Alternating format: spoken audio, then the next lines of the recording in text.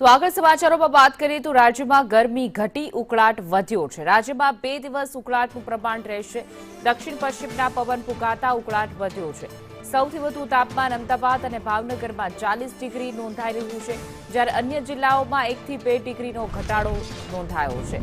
જ્યારે ડીસામાં ગઈકાલે 37.6 ડિગ્રી તાપમાન નોંધાયું હતું, ગાંધીનગરમાં 39.1 ડિગ્રી નોંધાયું હતું, વડોદરામાં 39.2 તો સુરતમાં 35 ડિગ્રી તાપમાન નોંધાયું હતું, દમણમાં 37 નોંધાયું હતું, તો ભુજમાં 36.5 ડિગ્રી તાપમાન, અમરેલી અને રાજકોટમાં 38.5 ડિગ્રી તાપમાન, સુરેન્દ્રનગરમાં 39.2 ડિગ્રી તો પોરબંદરમાં 35.2 ડિગ્રી તાપમાન નોંધાયું। એટલે કે મોટાભાગના જિલ્લાઓમાં 39 થી 40ની વચ્ચે તાપમાન નોંધાઈ રહ્યું છે।